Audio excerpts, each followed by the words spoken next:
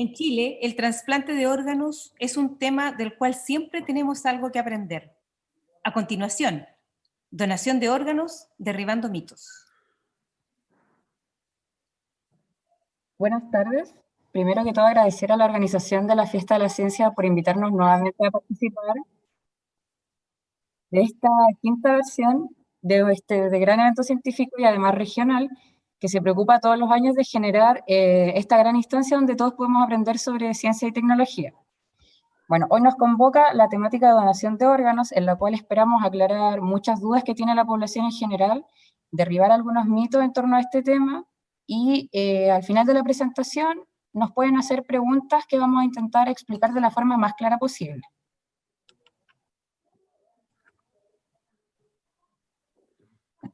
Bueno, el día de hoy nos acompañará Arturo Siede Arias, que es médico cirujano y médico general de zona en la comuna de Mejillones, quien nos va a contar acerca de su experiencia en atención primaria y en cómo el estilo de vida de las personas influye directamente sobre terminar necesitando un trasplante de órganos.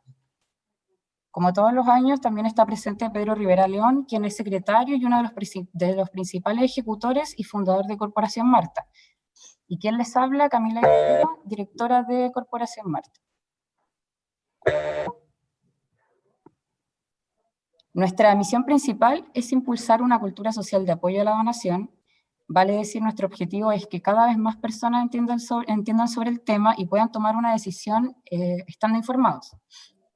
En un futuro queremos fomentar y promover la investigación en materia de donación, asignación y trasplante de órganos y tejidos.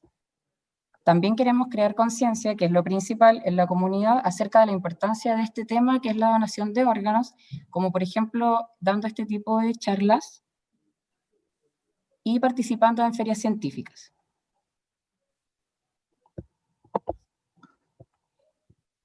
¿Sabían ustedes que cada 1 millón de personas solamente 8 llegan a convertirse en donantes efectivos? Ustedes también se preguntarán ¿qué es un donante efectivo? Bueno, es una persona que donando sus órganos, estos lograron ser trasplantados exitosamente. Para que esto se concrete, se deben realizar una serie de pasos que vamos a nombrar detalladamente un poco más adelante.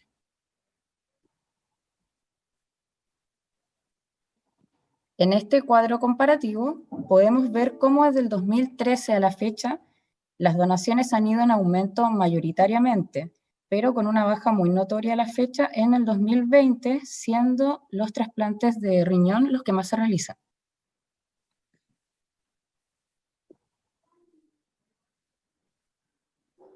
Acá podemos ver con más detalle la lista de espera actualizada al día de hoy, 5 de octubre.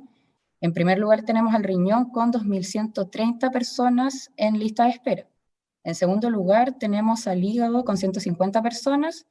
Y finalmente pulmón, páncreas y corazón con 34, 23 y 12 respectivamente.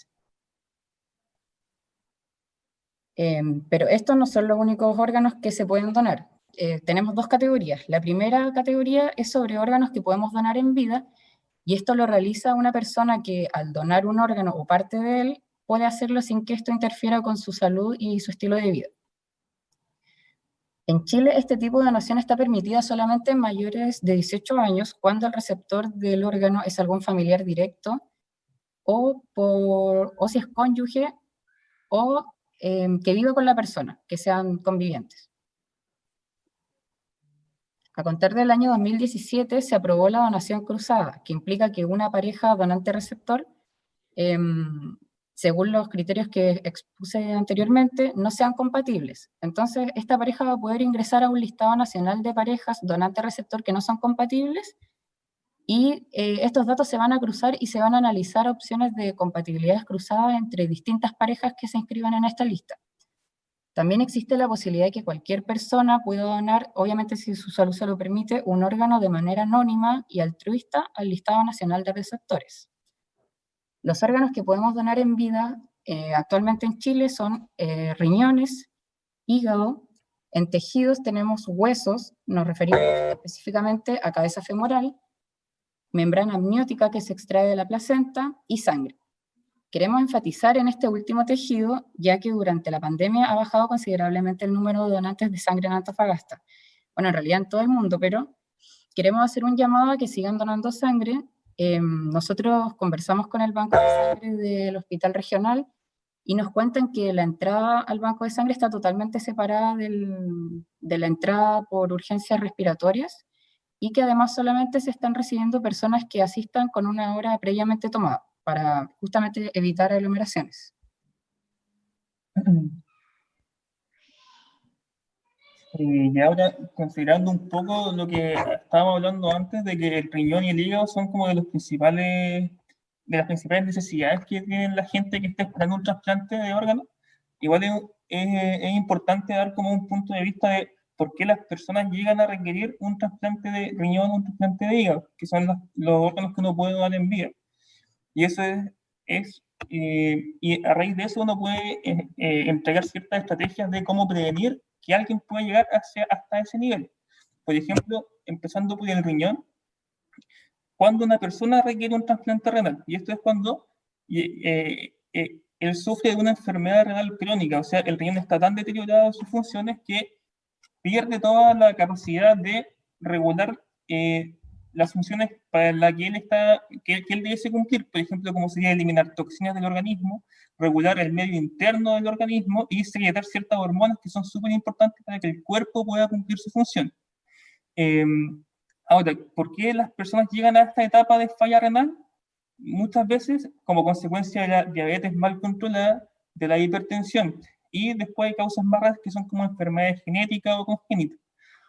Si nos enfocamos en que la diabetes y la hipertensión son causas preponderantes en que la gente llegue a una falla renal crónica, uno eh, dice como importancia dentro de la prevención, ¿ya? Prevenir que la gente tenga diabetes o que tenga hipertensión, mantener hábitos de vida saludables, dejar el tabaco, comer bien y hacer ejercicio, pueden ser muy buenas estrategias para evitar que la gente pudiese llegar a estas etapas de requerir un órgano. También como en los trasplantes hepáticos. La gente necesita un trasplante hepático cuando su hígado ya no puede realizar sus funciones, y esto se da en casos de falla aguda o falla crónica. La falla aguda se puede ver, por ejemplo, en hepatitis, que pueden ser hepatitis de los distintos virus de la hepatitis A, la hepatitis B, que pueden ser secundarios al uso de alcohol, que pueden ser secundarios al uso de fármacos como grandes dosis de paracetamol, y los daños hepáticos crónicos o la cirrosis, que en Chile es muy frecuente que sea secundario al alcohol, secundario a la esteatohepatitis no alcohólica, que es porque la gente no tiene unos buenos hábitos alimenticios. Y bueno, esas son como las causas más frecuentes. Y si uno las va desglosando, en todas, o en la gran mayoría de ellas, hay ciertas estrategias de prevención también. Por ejemplo, uno puede prevenir la hepatitis A, existen vacunas, y uno tiene que tener también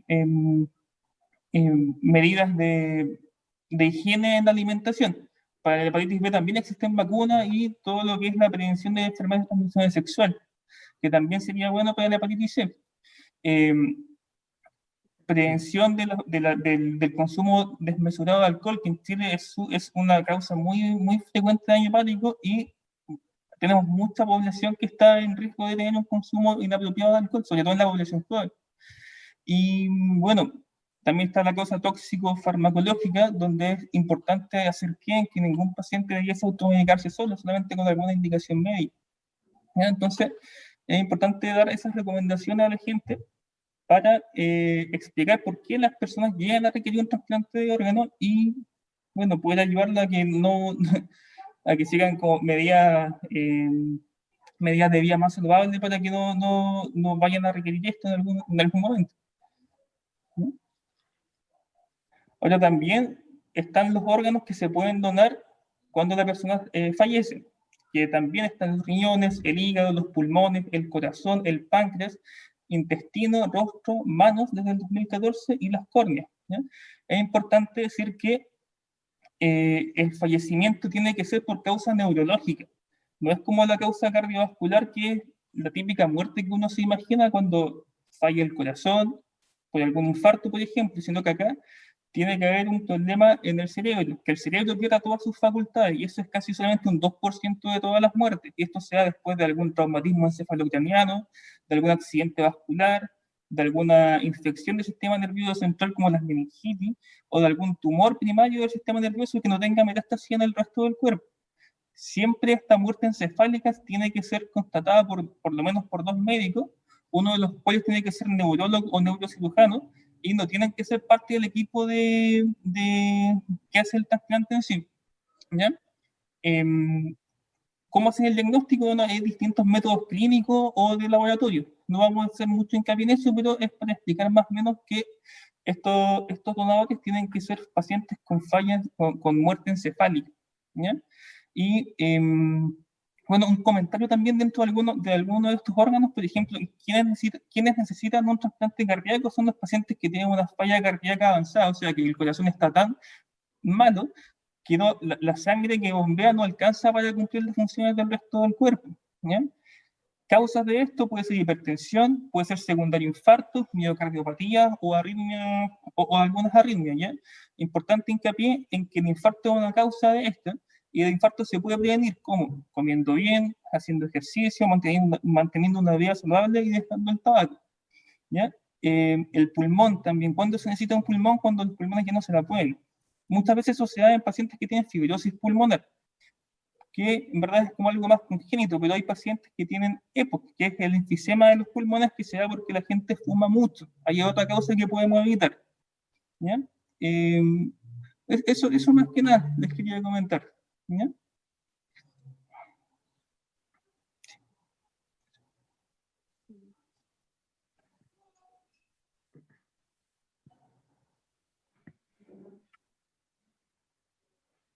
Ya. Las tasas de donación a nivel mundial fluctúan entre 2 y 47 personas por millón de habitantes. En Europa la tasa promedio es de 22, destacando a España con 47 donantes por millón de habitantes. España, por lo general, bueno, en realidad durante los últimos 27 años siempre se ha mantenido como líder de donaciones a nivel mundial. En Estados Unidos, por ejemplo, la tasa es de 32, y en países como Uruguay, Argentina y algunos estados de Brasil, sus tasas de donación son por sobre 20 personas por millón de habitantes. Ahora en Chile tenemos una oscilación entre 6 y 10 personas por millón de habitantes, siendo de las tasitas más bajas que encontramos.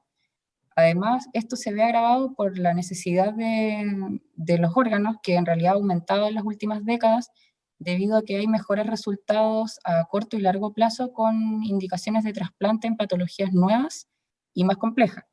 Por eso se hace imperativo aumentar la tasa de donación. Porque, por ejemplo, si tuviésemos la tasa de donación de España, podríamos lograr anualmente más de 800 donantes efectivos. Sin embargo, en los últimos 6 años hemos tenido entre 103 a 173 donantes por año, lo cual esto además es consecuencia de una detección insuficiente de donantes. También falla la interacción entre médicos tratantes y los mismos coordinadores de trasplantes, sumado a una alta tasa de rechazo familiar. Así el número de trasplantes que se realizan en nuestro país, como dije ya anteriormente, es muy insuficiente para las necesidades que tiene la población chilena actualmente. También para alcanzar mejores estándares internacionales, los donantes potenciales deben ser detectados oportunamente, como ya dijimos, y mantenidos en una unidad de pacientes críticos, luego obtener el consentimiento de donación y finalmente coordinar con los equipos que correspondan. Entonces, igual es un proceso largo que si logramos cumplir con mayor eficiencia todas las etapas del proceso, nuestros resultados podrían mejorar significativamente. En este gráfico se muestra un comparativo mensual de los años 2018, 2019 y 2020.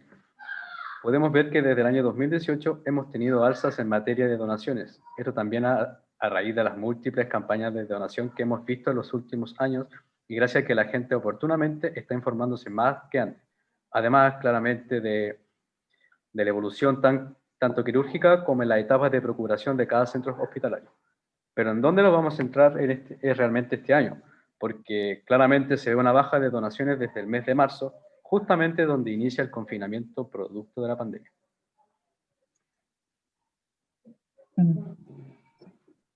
Y esta baja de trasplante de donantes que empezó con la pandemia es algo que se ve en Chile y que también se ha replicado en otras partes del mundo, por ejemplo España, que España es como uno de los países que más trasplante hace, y en esta época de pandemia casi un 90% ha caído la cantidad de trasplantes del año. Estados Unidos, que también es uno de los grandes países en este tema, los procedimientos se suspendieron casi 45 días. En Chile, por ejemplo, hasta el año, el número de trasplantes y de donantes que teníamos hasta que empezó a abrir, era como bien optimista, ya que era más, incluso un poquito más de los casos que teníamos el año pasado. Pero luego de que empezó a abrir y el confinamiento, todo esto empezó a descender. ¿Por qué puede pasar esto? Yo creo que hay dos grandes factores. Uno, que todo paciente que requiera algún trasplante o donación de órganos tiene que estar hospitalizado en un intensivo quirúrgico, ya sea en una UCI, ¿ya? Y ya que necesita un control permanente, cirugías complejas, y la mayoría de las camas UCI este año han sido ocupadas por pacientes que tienen alguna neumonía grave por COVID, ¿ya? O sea, no ha habido espacio para esos pacientes que requieren algún tipo de trasplante.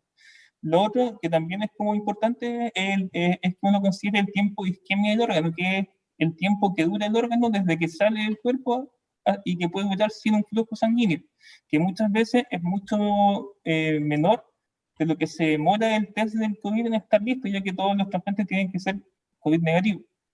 Por ejemplo, el corazón dura 4 horas de isquemia, los pulmones duran 6 horas. Y hay veces que la PCR se demora, en la época que estamos en pic, se demora más de 2 o 3 días.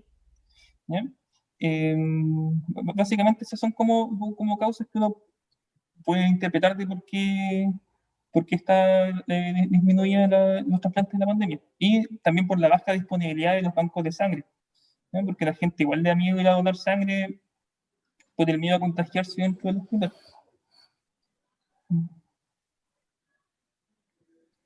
Ya, yo creo que hablar de leyes es un poquito latero, pero es necesario debido a la evolución que ha tenido la ley de donaciones en Chile. Por ejemplo, en el año 1982 estaba la ley 18.173 que introdujo recién los conceptos de donante vivo, de cadáver y de muerte encefálica, lo cual se expresa en el reglamento solamente para efectos de trasplante. En el año 94, durante el primer trámite parlamentario de la ley 19.451, el concepto de muerte encefálica fue impugnado ante el Tribunal Constitucional, el cual mediante un fallo favorable determinó que la abolición total e irreversible de todas las funciones encefálicas constituye la muerte real, definitiva, unívoca e inequívoca del ser humano. Esta ley y su reglamento definieron adecuadamente el proceso de donación de órganos y trasplantes, y el concepto de muerte encefálica y su diagnóstico también, entre otros aspectos. Posteriormente a esto se publicaron varias leyes, como la 20.403 en 2010, que definió quiénes son donantes y cómo manifiestan su voluntad. Esto logró crear el Registro Nacional de No Donantes en el Registro Civil. En el año 2013 se estableció que existía un donante universal, salvo oposición en vida, expresando en una notaría y también en el registro civil al obtener cédula de identidad o carnet de conducir. Queremos dejar bien en claro que esto ya no se hace, o sea, esto de decir en el registro civil, cuando uno va a sacar carnet que no quiere ser donante o que sí quiere ser donante, ya no se usa, es solamente para explicar la evolución de la ley. En el año 2017 se permitió la donación cruzada entre vivos. Finalmente, la ley 21.145 en el 2019 corrigió efectos adversos de la ley 20.413 y especifica que la voluntad de no ser donante debe ser ratificada en un plazo de 12 meses en el Registro Nacional de No Donantes, porque cuando se creó este registro nacional, mucha gente se inscribió pensando en ser donantes y se generó una confusión muy grande. Entonces, toda esta base de datos se tuvo que ratificar. Además, en el 2018, el MinSal estableció un compromiso de gestión en el número de donantes anuales por hospital, que realmente no sabemos si se ha cumplido. Además, la educación de la población chilena sobre la importancia de la donación de órganos, como vemos, no ha sido eficaz, ya que existe una alta tasa de rechazo familiar a la donación en el tiempo, pero su impacto ha sido, respecto a las campañas obviamente, ha sido alta, pero no se logra mantener en el tiempo. No existe tampoco a nivel nacional un programa de educación sistemático, tanto a nivel escolar como de educación técnica y universitaria. Continuamos con el proceso bastante importante que son las etapas de la donación. Como todo, debe llevar un protocolo.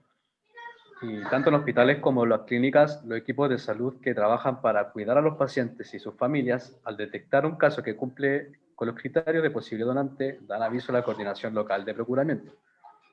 La Coordinación Local de Procuramiento es un equipo que identifica a los posibles donantes y se encarga de cuidar tanto pacientes como familiares, velando por el cumplimiento de la voluntad de donación del fallecido. Los posibles donantes son todas aquellas personas que se encuentran con un daño neurológico severo y irreversible, que presentan signos clínicos de muerte encefálica y que, ante todo, no se encuentran registrados en el Registro Nacional de los No Donantes. Posteriormente a esto, la Coordinación Local de Procuramiento debe revisar el Registro Nacional de los No Donantes con el fin de respetar la voluntad de la donación de los pacientes como parte de los cuidados del fin de vida.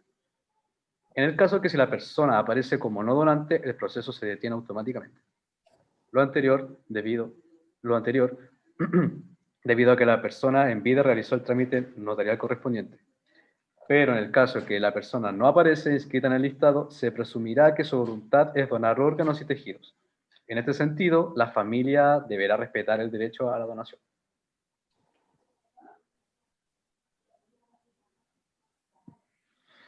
Ya. Al ingresar a un centro asistencial, toda persona con daño cerebral grave se encuentra asistida artificialmente con máquinas para que su cuerpo pueda funcionar y de esa manera el cerebro no muera. Sin embargo, existen casos donde, a pesar de una entrega de atención y cuidado especializado, ocurre el fallecimiento por criterio neurológico, también llamado muerte encefálica. Para poder certificar este tipo de muerte a través de este criterio, existe una serie de procedimientos rigurosos que determinan el fallecimiento del paciente. Posterior a la certificación, el equipo de salud liderado por un médico debe cumplir y comunicar a la familia esta noticia junto con proporcionar el apoyo emocional correspondiente. Y una vez que el equipo comunica el fallecimiento y cuando la familia se encuentra en condiciones emocionales de poder dialogar, los coordinadores locales de procuramiento dan cuenta de la condición de los donantes de quien falleció, junto con los procedimientos a seguir y de acuerdo al estipulado de la ley. Y posteriormente la familia debe firmar un acta que ratifica el derecho a ser donante de quien falleció. Es un protocolo bastante riguroso. En este sentido, aunque se escuche el relato de la familia, esta ya no decide sobre la donación de órganos y tejidos cuando la persona al momento de fallecer es mayor de 18 años, a menos que posean una escritura pública o documento afín que contradiga su calidad de donante. En el caso del fallecimiento de un niño o adolescente menor de 18 años, los padres o tutores deben autorizar de manera expresa la donación de los órganos y tejidos.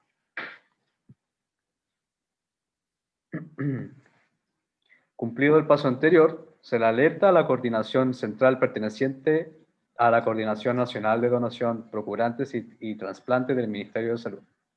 También se recepcionan datos del donante como la edad, el peso, la talla, el grupo sanguíneo, entre otros criterios clínicos con el fin de entregar estos datos bajo estricta confidencialidad a los coordinadores locales de trasplantes según el orden de receptores de la lista. Y una vez que la lista de espera todos estos datos son administrados por el Instituto de Salud Pública, ISP, en el cual es también el responsable de asignar debidamente los órganos y tejidos a los receptores.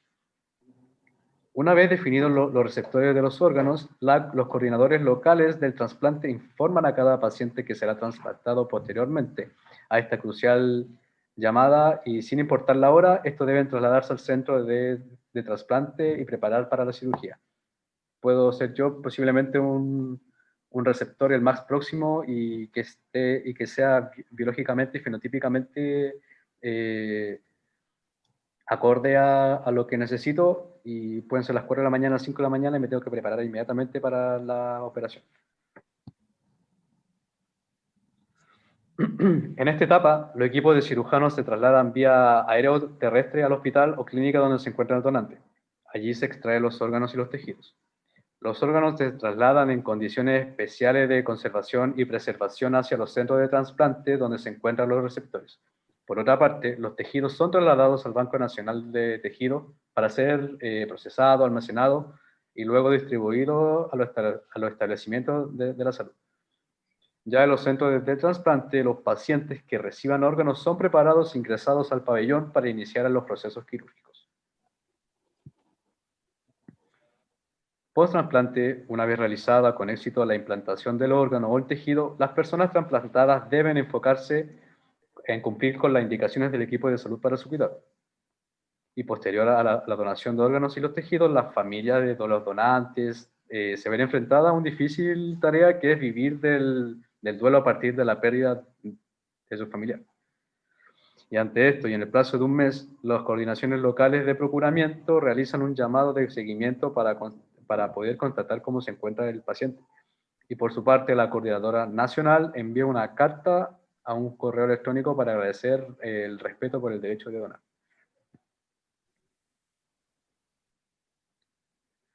Ya, llegamos a la parte importante, que es derribando los mitos que nos han dejado todas estas décadas.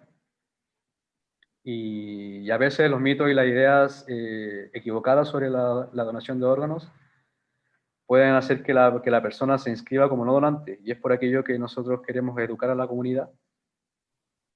Y imaginen las vidas que podríamos salvar si todos conociéramos los datos sobre la donación. El primer mito nos dice que tengo una condición médica, así que no puedo ser donante. La realidad es que el equipo de trasplante determinará en el momento de la muerte de la persona si la donación es posible. Incluso si presenta una enfermedad, puede ser elegible para donar órganos o tejido, o ambos. Mito: soy demasiado viejo para ser donante. Esto es totalmente falso. No existe un límite de edad para donar órganos. Hasta la fecha, el donante de mayor edad es de los Estados Unidos y tenía 93 años. Lo que importa es su salud y la condición de sus órganos al momento de su muerte. Mitos: si saben que soy donante, no intentarán salvarme la vida. Falso. Cuando uno está enfermo, tiene una lesión y está hospitalizado, la única y verdadera prioridad es salvar su vida. Nada más. Solo después de eso, de que todos los métodos para salvar la vida hayan fallado, la donación se convierte en una posibilidad. Mito: las personas famosas o millonarias que están en lista de espera reciben órganos más rápido. Falso. Generalmente, a los donantes de órganos están dentro de un sistema informático nacional que verifica la compatibilidad de los órganos donados con los posibles beneficiarios. Los factores que se utilizan en el proceso de compatibilidad incluyen grupo sanguíneo, tiempo de espera y otro tipo de datos médicos importantes, gravedad de la persona y ubicación geográfica. La raza, los ingresos y la fama nunca se tienen en cuenta. Mito: mi familia no podrá hacer un funeral con ataúd abierto si soy donante. La realidad es que los donantes de órganos, tejidos y córneas pueden ser velados en un funeral con ataúd abierto.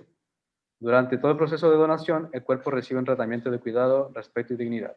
Y en este tipo de etapa en la que estamos viviendo con respecto a la pandemia mundial, hay medidas necesarias que se deben tomar, que esto ya se escapa de las manos.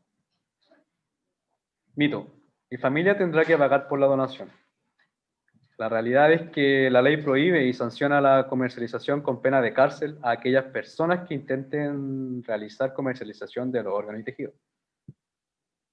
Como también existe el mito que alguien podría tomar mis órganos y venderlos, en el cual la ley se acoge a lo anteriormente dicho.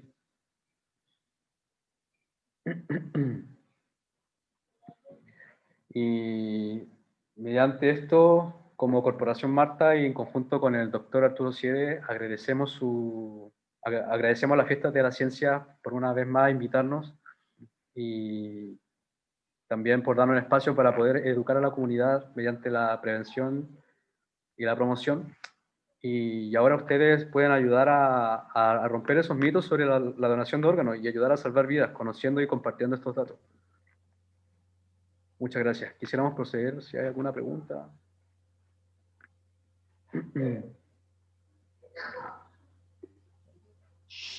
No sé si Camila quiere decir algo. Sí, si hay un paso de preguntas, tenemos tiempo para preguntas.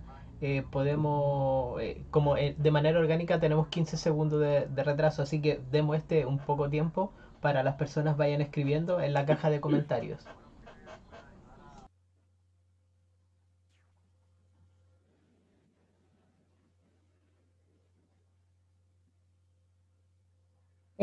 Respecto a la donación de sangre, tenemos un Instagram que nos dio el Banco de Sangre del Hospital Regional que se llama Dona Sangre Antofagasta. Y bueno, los que quieran agendar una hora para donar, tienen que hacerlo a ese Instagram, o bien en el mismo Instagram hay creo que dos teléfonos a los que pueden llamar y también se pueden registrar. Tienen que haber desayunado, tener un peso sobre 50, 60 kilos y no haber donado sangre en los últimos 3 meses. Mujeres y hombres 2. Además de, bueno, la entrevista que se hace antes de donar sangre, que va sí o sí para todos, independiente de los datos que lleven de antes. Igual lo dejamos invitados para seguirnos en nuestro Instagram, Corporación Marta. Estamos subiendo información cada cierto tiempo actualizada, así que son todos bienvenidos.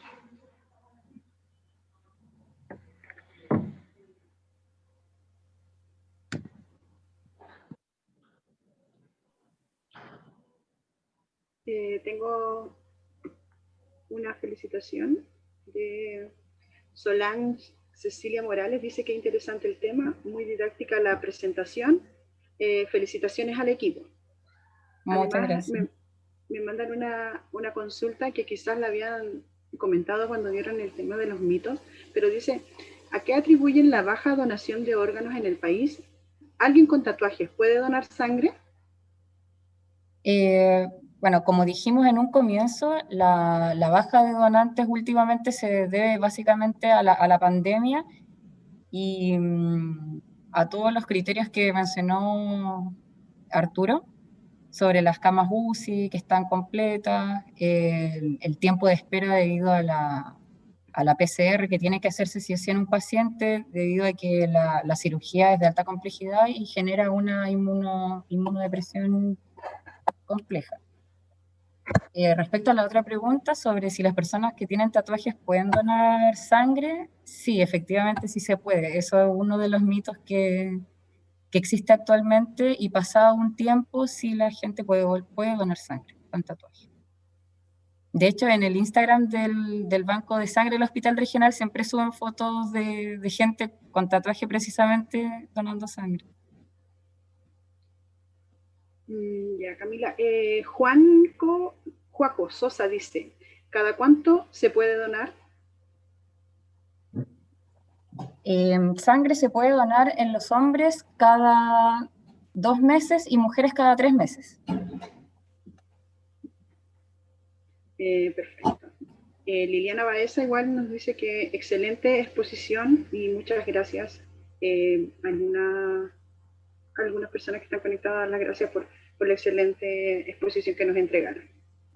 Muchas gracias, Liliana. Gracias. Felipe, creo que...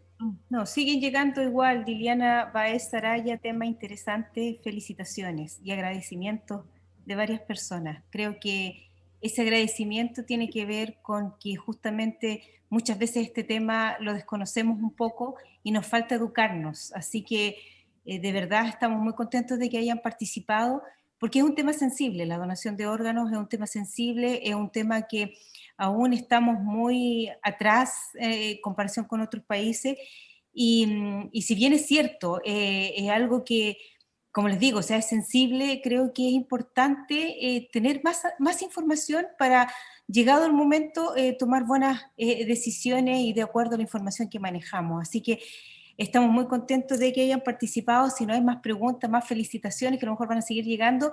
Queremos agradecer a la Corporación Pro Donación de Órganos que haya estado presente hoy día con nosotros en la Fiesta de la Ciencia. No es primera vez que está desde los inicios también de la Fiesta de la Ciencia.